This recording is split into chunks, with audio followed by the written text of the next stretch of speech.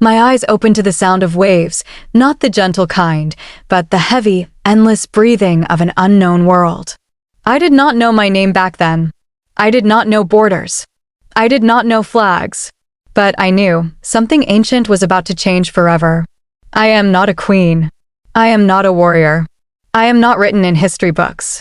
I am only a witness. A daughter of this land, long before it was called America. Before tall ships cut through the ocean. Before foreign tongues named rivers. Before iron weapons shattered wooden villages. Before the world learned to conquer. For thousands of years, my people lived with the rhythm of the earth. We listened to the wind as if it were a teacher. We spoke to rivers like old friends. We buried our dead beneath trees, believing their souls would rise again with the leaves. We had laws, councils, stories, and memory. Not written in ink, but carved into the hearts of generations. Welcome to my channel. If you're watching this on Facebook, don't forget to follow the page. And if you're watching on YouTube, make sure to subscribe to the channel. If you enjoyed the story, let me know in the comments below. You can also share your thoughts from the heart in the comments, so I can create more stories based on what you love. Our nations were many. Our languages different. But the land was one. Endless forests. Cold northern winds. Wide plains that swallowed the horizon. Rivers that carried both life and warning. This land was not empty. It was alive. Then, the sea began to whisper strange rumors. Fishermen spoke of shadows on the water. Of floating mountains made of wood. Of white wings rising from the ocean. Most elders did not believe. Spirits, they said. Dreams of tired eyes. But dreams do not leave footprints. Long before the name Columbus poisoned the air, others had already touched our shores. Men from the cold north. Their skin pale like winter bark. Their words sharp and broken like ice. They came quietly, built small homes, then vanished, like ghosts that forgot their own purpose. The land swallowed their footsteps. And for many generations, silence returned. We believed the world had forgotten us. We were wrong. In the year the sky felt heavier than usual. The ocean broke open. Wooden giants arrived. Their bellies full of hunger. Their eyes full of calculation. Christopher Columbus. His name would be carved into the bones of continents. He believed he had found a shortcut to gold. He found something far more dangerous. A new world. After him came more. Spanish. English. French. Dutch. They did not come as guests. They came as owners. They pointed at land and said, mine. They pointed at rivers and said, ours. They pointed at human beings and said nothing at all. They brought mirrors and small gifts. Then came fire. Then came sickness. Invisible death. Our strongest hunters collapsed. Our children burned with fever. Our elders forgot their own names. We did not understand the enemy. You cannot fight breath. You cannot stab a disease. Whole villages turned into quiet fields. And the ships kept coming. They called this place the New World. But for us, it was the end of the old one. I watched from the edge of forests as they built their first fragile homes. Wood cracking, metal screaming, prayers whispered in foreign accents. They were weak at first. Hungry, lost, afraid of the dark. Some of my people helped them, gave them corn, taught them how to survive winter, showed them which plants healed and which killed. We believed kindness could tame destiny. History would laugh at that belief. They argued among themselves, fought over land they did not understand, burned villages after misunderstandings. And when fear spoke louder than wisdom, villages burned red against the night. I saw smoke replace stars. I saw children become numbers. I saw the earth drink more blood than rain. Then came Roanoke, a colony that disappeared like a breath in cold air. They left only a word carved into wood. Croton. Even the invaders learned that this land could swallow stories. But they did not leave. They never leave. Soon after, Jamestown rose from poisoned swamps. A city built on hunger and ambition. They searched for gold. And found graves. They survived not by strength, but by learning how to take. And then, chains arrived. Not for my people alone, but for another suffering nation, dragged from across the ocean. Africa screamed quietly into American soil. And the ground remembered. I stood between centuries, watching the land slowly forget its first children. Names changed. Languages faded. Sacred paths turned into roads. The wind still remembered us. But no one asked the wind. This was only the beginning. Empires were sharpening their teeth. Wars were learning our names. And a nation not yet born was already being written in bones. If this land has a soul, it was wounded long before it was famous. And I am still here, watching, remembering, waiting for the world to finally listen. The world did not listen. It rushed forward, louder, faster, heavier. Ships multiplied. Flags changed. Names were rewritten. But the hunger remained the same. They came with books in their hands, and iron in their shadows. They spoke of God. They spoke of kings. They spoke of civilization. But they built it with graves. I watched Jamestown grow from a fragile wound into a permanent scar. Wooden walls turned into streets. Fear turned into law. Survival turned into control. They learned how to plant. They learned how to trade. They learned how to command. And once they learned, they never forgot. More ships arrived. Not with families. With chains. Human voices trapped below wooden floors. Africa crossed the ocean in silence. Men, women, children. Names stripped. Languages broken. Souls sold like tools. They called it business. I called it the beginning of a new kind of darkness. The land changed color. Not from seasons. From suffering. Then came another group. Not hunters of gold, but prisoners of belief. They called themselves pilgrims. Cold eyes. Burning prayers. They crossed the ocean in a floating coffin named the Mayflower. They carried hope in one hand, and fear in the other. They were weak when they arrived. Bones trembling. Voices shaking. Winter wrapped its fingers around their lungs. Many of them died before learning the shape of the land. Again, my people helped. Again, kindness was mistaken for permission. They built homes on abandoned villages. They planted crops on sacred soil. They prayed, while standing on the bones of another nation. They wrote laws. They signed papers. They called it order. We called it forgetting. More colonies rose. Massachusetts, Virginia, Maryland. Each one a small mouth learning how to eat the world. And then, they began to fight each other. Not for survival. For ownership. English against French. Dutch against English. Spanish against everyone. Europe moved its wars into our forests. Kings who had never touched the soil decided who should die on it. Native tribes were pulled like ropes between empires. Used, promised, betrayed.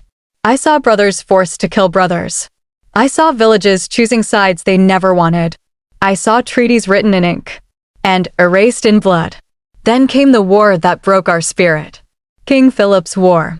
They called him Metacomet, son of a man who once welcomed strangers. A leader who finally understood that peace with endless hunger is just slow death. His people fought, with arrows against fire, with memory against metal. Villages burned. Women disappeared. Children learned the sound of muskets before learning songs. The colonists did not aim only to win. They aimed to erase. They destroyed food stores. They burned homes. They sold survivors into slavery. They hunted leaders like animals. When Metacomet fell, a nation fell with him. Heads displayed. Bodies forgotten. History simplified. After that, fear ruled both sides. And fear never builds mercy. The land filled with forts. Roads replaced forests. Markets replaced silence. Then came the wars of crowns. King William's War. Queen Anne's War.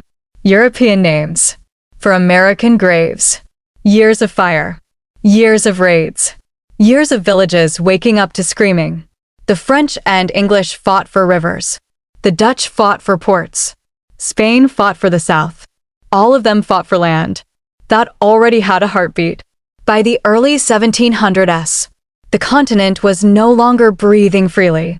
It was being measured, divided, sold. New Orleans rose by the Mississippi. A city born from trade and built by enslaved hands.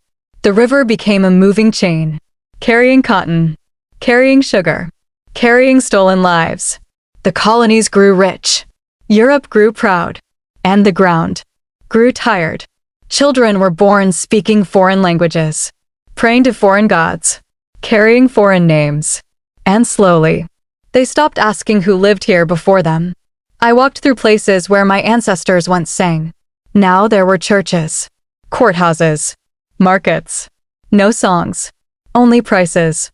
But beneath every road, the land remembered. Beneath every building, bones whispered. And still, the greatest storm had not yet arrived, because the settlers were no longer just settlers. They were becoming something else, something restless, something dangerous. They had learned how to build. Now, they wanted to rule themselves. A new idea began to breathe among them. Freedom. Not for all, but for some. Empires in Europe were weakening. Taxes tightened. Chains changed shape.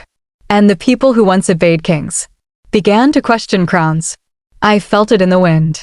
A coming fracture. A birth written in gunpowder. A nation forming, before it understood its own shadow. And I knew the next chapter would not be written with ink, but with fire. The fire began quietly, not with cannons, not with armies, but with whispers. In taverns, in churches, in crowded wooden houses where tired men counted taxes instead of dreams. They were no longer only settlers. They were becoming something unstable, something proud, something angry. Kings across the ocean demanded money. Gold for wars they never fought here. Taxes for palaces they would never see. Stamp taxes, tea taxes, trade laws, chains made of paper. The people called it control. They called it injustice. I watched their words change. From "we obey" to "we deserve." From subjects to citizens. From silence to defiance. Boston trembled first. Crates of tea fell into black water. Not as waste, as a message. The empire answered with soldiers. Red coats, steel discipline, cold eyes. Shots cracked the air in Lexington. Smoke swallowed Concord. And suddenly, argument became war. Fathers left farms. Sons left workshops. Merchants became soldiers. Farmers learned the weight of rifles. They were weak, disorganized, hungry, but they carried something new. An idea. Dangerous, contagious, uncontrollable. Freedom. Not freedom for the land. Not freedom for the enslaved. Not freedom for the forgotten tribes. But freedom for themselves. 13 colonies. 13 fragile flames. Trying to burn away an empire. I watched them freeze at Valley Forge. Bare feet on ice. Empty stomachs. Broken coats. Hope stitched from pain. I watched women melt metal into bullets. Children carry water through gunfire. Old men dig graves before battles ended. Then came hope. France smelled opportunity. Ships crossed the ocean again. This time with cannons. Gold. Revenge. The world turned into a chessboard. Britain on one side. Rebels and allies on the other. Cities burned. Fields drowned in blood. Names disappeared into mud. And in 1776, they wrote words that would echo for centuries. We hold these truths to be self-evident. Beautiful words. Sharp words. Incomplete words. They spoke of equality. While chains still sang in the South. They spoke of liberty. While my people vanished into reservations. They spoke of justice. While land continued to be swallowed. But history does not pause for perfection. It moves with whoever holds the pen. Or the gun. Yorktown closed the chapter. British flags fell. Another empire stepped back. Another rose. They called it the United States of America. A nation born from rebellion. Raised by conflict. Fed by ambition. I stood among the ruins of old forests. Watching new flags climb wooden poles. Stars replacing crowns. Stripes replacing royal seals. They celebrated. Fireworks replaced funerals. Music covered the sound of forgotten bones. A new government formed. Laws written. Borders drawn. Dreams sold. and the machine began to grow, faster than any empire before it. Factories rose. Cities exploded from dirt. Ships filled every ocean. Money replaced memory. The land changed again. Rails cut through mountains. Steel replaced trees. Smoke replaced stars. The nation stretched its arms westward, calling it destiny, calling it progress, calling it manifest. Native nations were pushed, broken, moved like furniture, promised land, given graves. Gold was found, then oil, then power. Wars returned, not on this soil, but across oceans. Spain fell. Territories changed flags again. The young nation learned something important. War was not only survival, it was business. Slavery finally cracked, but its shadow stayed, changing uniforms, not intentions. Factories fed weapons. Weapons fed influence. Influence fed empire. The United States stopped being a rebellion and started becoming a force, not crowned, not royal, but global. By the time smoke reached the sky of the 20th century, this land was no longer a colony. It was a command. And I was still here, invisible, uncounted, uninvited, watching another giant rise. From the bones of many small worlds, they believed the story had ended, that freedom was achieved, that history was complete. But empires do not finish stories. They only change chapters. And the next chapter would teach the world how powerful a nation can become when it forgets who paid the price for its beginning. When it forgets who paid the price for its beginning. The young nation did not stop. It had tasted independence. It had survived struggle. It had seen what ambition could build. And ambition was hungry. Factories expanded. Railroads stretched like veins across the continent. Cities rose taller than forests. Smoke filled the air, hiding stars that once guided my ancestors. The land changed faster than memory could follow. Immigrants arrived by the thousands. Europeans, Irish, Italians, Germans, all searching for opportunity. Some found it. Some found work that broke their bodies before it fed their families. Some were forgotten. Some became history's invisible labor. Meanwhile, across oceans, the United States watched.